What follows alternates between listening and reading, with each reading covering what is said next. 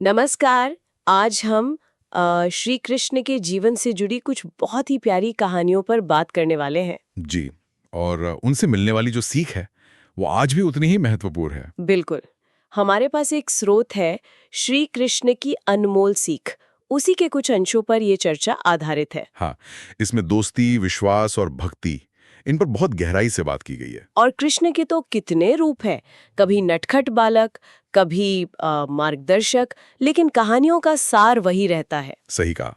तो आज का मकसद यही है कि सच्ची दोस्ती, अटूट विश्वास और वो जो निस्वार्थ प्रेम होता है ना, उसकी ताकत को समझे। तो शुरू करते हैं पहली कहानी से, कृष्ण और सुदामा, दोस्ती की मिसाल। हाँ, सुदामा एक बहुत ही गरीब ब्राह्मण थे और कृष्ण द्वारका के राजा, लेकिन थे बचपन के दोस्त। और सुदामा की गरीबी मतलब बहुत ज्यादा थी, तो उनकी पत्नी ने कहा कि जाओ कृष्ण के पास जाओ, मदद मांगो। सुदामा हिचकिचा रहे थे, सोच रहे थे इतने बड़े राजा के पास क्या लेकर जाऊं। हाँ, कुछ था ही नहीं उनके पास, बस एक फटे कपड़े में थोड़े से पोहे, चिवड़ा जिसे कहते हैं, वो बांध कर चल पड़े।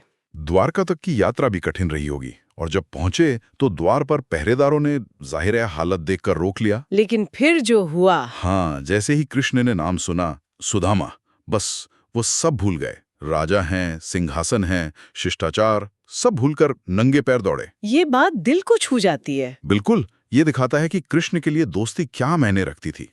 कोई पद, कोई अमीरी गरीबी, कुछ नहीं, गले लगाया, अंदर लाए। और सिंहासन पर बैठाकर खुद उनके पैर धोए। जी, ये सिर्फ दोस्ती नहीं, ये सामाजिक बराबरी का भी संदेश है। और वो पोहा, वो कृष्ण ने इतनी चाव से खाया जैसे दुनिया की सबसे सबसे स्वादिष्ट चीज हो। हाँ, कहते हैं एक मुट्ठी खाई, दूसरी लेने लगे तो रुक्मणी जी ने रोक दिया कि बस प्रभु, अब और ऐश्वर्य मत दीजिए। सुदामा तो बस दोस्त का प्यार देखकर ही इतने भावुक हो गए कि कुछ मांग ही नहीं पाए, खाली हाथ लौट आए। पर कृष्ण तो अंतर्यामी थे, वो समझ गए। सुदामा जब घर पहुंचे तो वहां झोपड़ी नहीं थी। एक महल था, कृष्ण का मौन उपहार। यही तो, सच्ची दोस्ती में लेन देन नहीं होता।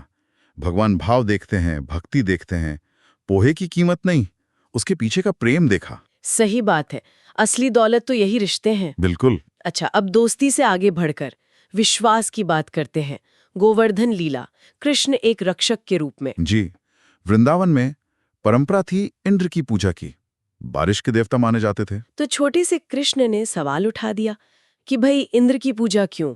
बारिश करना तो उनका काम है, उनका कर्तव्य है। हाँ, उन्होंने कहा हम इनकी पूजा क्यों ना करें जो सीधे हमें पालते हैं, गोवर्धन पर्वत, हमारी गायें। ये एक बड़ा बदलाव था सोच में। बिल्कुल, वो जो लेन देन वाली पूजा होती है ना, कि हम ये चढ़ाएंगे तो आप ये दोगे, उससे हटकर अपने काम, अपने धर्म, अपने आसपास की चीजों में विश्वास पर जोर था। गांव वाले मान भी गए, उन्होंने गोवर्धन की पूजा की। और बस इंद्र को आ गया गुस्सा, अहंकार जागा उनका।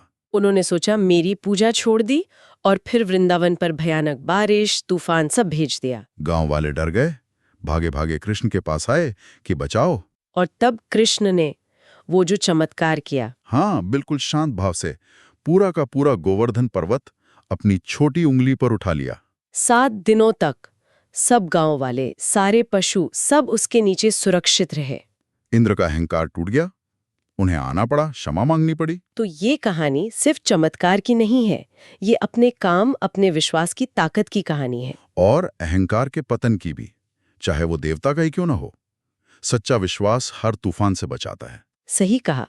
अब आते हैं तीसरी कहानी पर, भक्ति की कहानी। हाँ, वो फल बेचने वाली की कहानी, शुद्ध बिना शर्त वाली भक्ति। एक बूढ़ी गरीब महिला थी, उसकी बस एक ही इच्छा थी, कृष्ण के दर्शन करना और उन्हें कुछ फल भेंट करना। हिम्मत करके वो कृष्ण के घर पहुंच गई।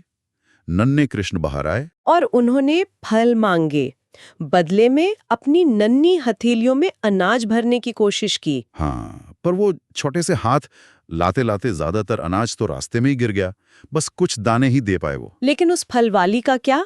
वो तो कृष्ण के उस भोलेपन, उस प्रेम को देखकर सब कुछ भूल गई, अपना व्यापार, अपना फायदा, सब। आंखों में आंसू थे, खुशी के। उसने बिना कुछ सोचे, बिना किसी उम्मीद के अपने सबसे अच्छे फल कृष्ण को दे दिए। यही है निस्वार्थ भक्ति। जी, कुछ पाने की इच्छा नहीं, बस देने का भाव, प्रेम का भाव। और नतीजा? जब वो घर लौटी तो उसकी खाली टोकरी हीरों और सोने से भरी हुई थी। कमाल है। ये दिखाता है कि भगवान आपकी भेंट की मात्रा नहीं देखते, वो तो बस उसके पीछे का शुद्ध प्रेम, वो निस्वार्थ भाव देखते हैं। एक छोटा सा दान भी अगर सच्चे दिल से दिया जाए तो बहुत कीमती है। बिल्कुल, ब्रह्मांड उसे कई गुना करके लौटाता है। तो आज हमने ये 3 कहानियां देखी। सुदामा से सच्ची दोस्ती सीखी, गोवर्धन लीला से सीखा कि विश्वास कैसे अहंकार पर जीत हासिल करता है। और फल बेचने वाली से निस्वार्थ भक्ति की ताकत समझी। और जैसा हमने शुरू में कहा था, ये सिर्फ कहानियां नहीं हैं, ये आज भी हमारे जीवन के लिए मतलब एक गाइड की तरह हैं। ईमानदारी, विश्वास, प्रेम कैसे जीना है ये सिखाती हैं। बिल्कुल। इस सब पर सोचते हुए एक सवाल मन में आता है, इन उदाहरणों को अगर देखें तो आज की दुनिया में हमारे किसी भी काम के पीछे का जो इरादा होता है, चाहे वो दोस्ती निभाने में हो या अपनी आस्था में या किसी को कुछ देने में, वो इरादा उस काम के अंतिम मूल्य या उसके प्रभाव को कैसे बदल सकता है। बहुत गहरा सवाल है सोचने के लिए। इस चर्चा में शामिल होने के लिए धन्यवाद। जय श्री कृष्ण।